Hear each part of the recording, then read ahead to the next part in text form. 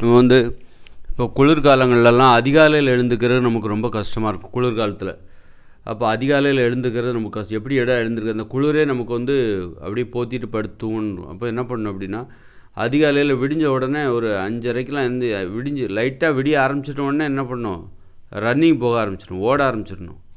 ஓட ஆரம்பித்த உடனே உடம்பு அப்படி அப்புறம் பார்த்திங்கன்னா உடம்பு சூடாகிடும். சூடாகி பார்த்திங்கன்னா வெளியில் குளிராக இருக்கும், நம்ம உடம்பு பார்த்திங்கன்னா அப்படி ரொம்ப சூடாக இருக்கும். வேர்வெல்லாம் வர ஆரம்பிச்சிடும். புழுக்கமாகி வேர்வெல்லாம் வர ஆரம்பிச்சிடும். அந்த குளிர் என்பது நமக்கு ஒரு சுகமாக மாறிவிடும். இப்படி தான் நம்ம குளிரை வந்து சுகமாக மாற்றணுன்னா உடல் உழைப்பு தான். அந்த உடல் உழைப்பு தான் நம்ம வந்து அந்த குளிரெல்லாம் எதிர்கொள்வதற்கு சரியான வழி. இல்லைனா நம்ம அந்த குளிர் நமக்கு பயமுறுத்திக்கிட்டே இருக்கும். ஒரு மார்கழி மாதமாக இருக்கட்டும், பகலில் கூட குளிராக இருக்கும், ரொம்ப குளிராகவே இருக்கும் வீட்லேயும் சரி. அந்த குளிரை வந்து குளிர் உண்மையிலே நமக்கு ரொம்ப சுகமாக மாற்றணுன்னா உடல் உழைப்பு தான்.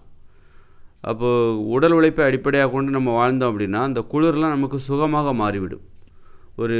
ரொம்ப சுகமாக மாறிடும். அதுக்கு வந்து ரொம்ப அதிகாலையில் நம்ம எழுந்திருக்கிறோம், ஒரு 5:30க்கெலாம் இருந்துச்சு ரன்னிங் போக ஆரம்பிச்சிடணும். ஓட ஆரம்பிச்சிட்டோன்னு வச்சுக்கோங்க.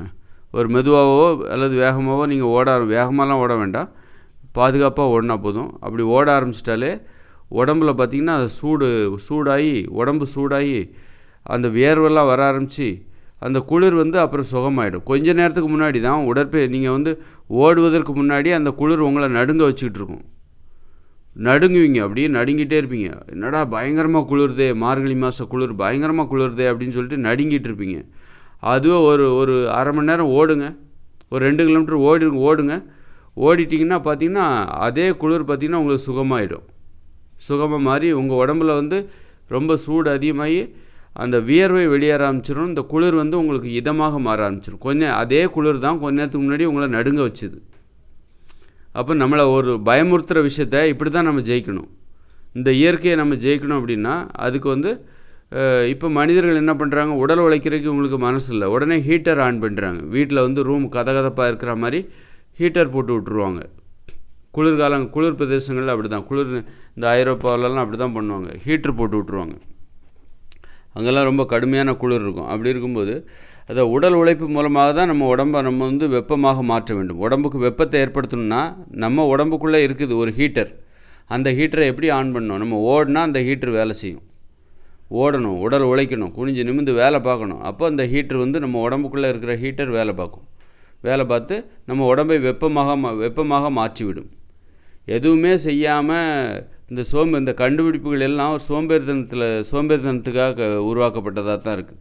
இந்த கண்டுபிடிப்புகள் எல்லாமே மனித உடல் உழைப்பதில் மனிதர்களுக்கு இருக்கிற அந்த சோம்பேறித்தனம் தான் இந்த மாதிரி கண்டுபிடிப்பதற்கு காரணமாக இருக்குது.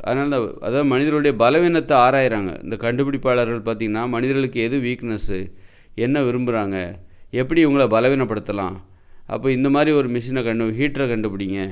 ஹீட்டரை கண்டுபிடிச்சிட்டாக்கா மனிதர்கள் நம்மளை நோக்கி வருவாங்க, அதை வாங்குவாங்க அப்படின்னு சொல்லி கண்டுபிடிச்சி இந்த கண்டுபிடிப்புகள் எல்லாம் மனிதர்களை வந்து சோம்பேறிகளாகத்தான் மாற்றுகிறது.